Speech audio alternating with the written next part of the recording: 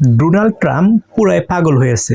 বিভিন্ন মানসিক ভারসাম্যহীন মানুষের মতন বিভিন্ন কথাবার্তা উনি বলতেছে। একবার বলতেছে কি ইরানকে রক্ষা করতে দিবে না, একবার বলতেছে হরমুজ প্রণালী খুলে দিতে, একবার বলতেছে যুদ্ধবিরতি চাই।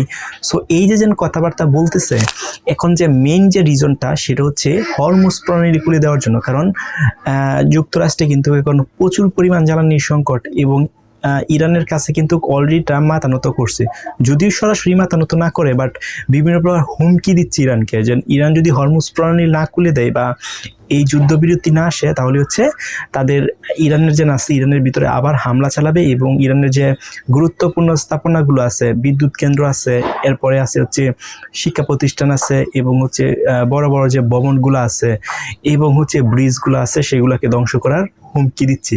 কিন্তু আসলেও এখন পর্যন্ত যে পরিমাণ অস্ত্র বা যে পরিমাণ ব্যালিস্টিক মিসাইল বা ড্রোন মজুদ আছে যুক্তরাষ্ট্রের কাছে বা ডোনাল্ড ট্রাম্পের কাছে, সেগুলা দিয়ে কিন্তু ইরানের কোনো কিছুই করতে পারবে না। হ্যাঁ পারবে, বাট অমনভাবে কিন্তু কোনো কিছু করতে পারবে না। সো এখন ডোনাল্ড ট্রাম্প বিভিন্ন হুমকি দিচ্ছে, আন্তাজি হুমকি দিচ্ছে, যাতে ইরান ভয় পায়, ভয় পাওয়ার পরে এই যুদ্ধটা থামিয়ে দেয়, হরমুজ প্রণালী খুলে দেয়। কিন্তু ইরানের থেকে জানিয়ে দিচ্ছে, টোটালি জানিয়ে দেওয়া হয়েছে যে হরমুজ প্রণালী তারা খুলবে না এবং যুদ্ধবিরতিও তারা চাইবে না। ইভেন ইরান কিন্তু অনেক হামলা চালাইতে যুক্তরাষ্ট্র। সো একটা নিউজে দেখা গেছে, সেটা হচ্ছে যুক্তরাষ্ট্রের সবথেকে যে সিকিউর যে স্থানটা আছে সেটা তো আমরা জানি কি হোয়াইট হাউস।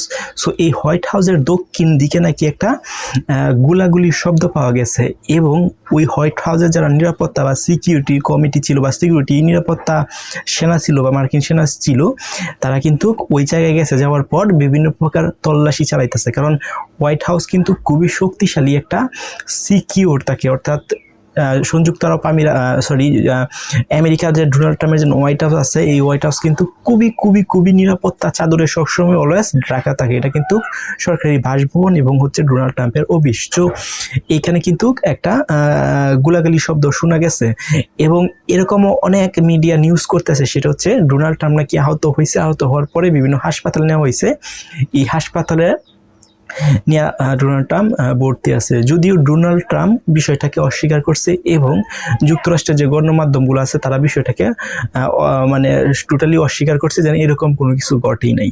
সো এখন ঘটুক বা না ঘটুক সেটা কোনো ফ্যাক্ট না, সেটা ফ্যাক্ট হচ্ছে ইরান কিন্তু যুক্তরাষ্ট্রের মধ্যে বিভিন্ন প্রকার শক্তিশালীভাবে কিন্তু আঘাত আনতেছে। এটা কিন্তু আপনাদের মেনে নিতেই হবে, কারণ এই যে ইরানের যে শক্তিশালী যে ড্রোনগুলো আছে সেই ড্রোনগুলো দিয়া এবং তাদের যে ব্যালিস্টিক মিসাইল আছে এই মিসাইল দিয়ে কিন্তু যুক্তরাষ্ট্রের বিভিন্ন জায়গায় বিভিন্ন গুরুত্বপূর্ণ যে প্লেসগুলো আছে, যে স্থাপনাগুলো আছে, সেখানে কিন্তু ইরান হামলা করতেছে। সো এই যে হামলাগুলো করতেছে এগুলো যতই অস্বীকার করুক না কেন ডোনাল্ড ট্রাম্প, এইগুলা কিন্তু সত্য কাহিনী। সো এখন এই যে হোয়াইট হাউসের পাশে গোলাগুলি হয়েছে, এটা হতেই পারে, কারণ যে যুক্তরাষ্ট্রের এখন যে সার্বিক অবস্থা এবং ইরান যেভাবে উঠে পড়ে রেখেছে সেটা কিন্তু হোয়াইট হাউস যত সিকিউর থাকুক না কেন, হোয়াইট হাউসে হয়তো আঘাত হানতে না পারে, তারপরে হোয়াইট হাউসের যে সাইড পাশে বা একটু দূরে ওরা হয়তো ইরান আঘাত আনতে পারে বা বিভিন্ন প্রকার কৌশল অবলম্বন করে সেখানে হামলা চালাইতে পারে। এটা কিন্তু অস্বীকার করার মতন কোনো কিছুই না। সো এখন ডোনাল্ড ট্রাম্প চাচ্ছে যে বিভিন্ন সরাসরি না বলে বিভিন্ন প্রকার হুমকি দিচ্ছে। সো ডোনাল্ড ট্রাম্প যতই হুমকি দিক না কেন ইরানকে, ইরান কিন্তু এই যুদ্ধ থামাবে না।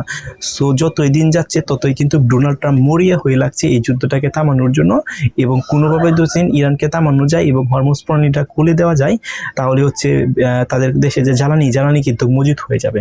সো ডোনাল্ড ট্রাম্প এখন চাচ্ছে কিছুদিনের জন্য যুদ্ধবিরতি।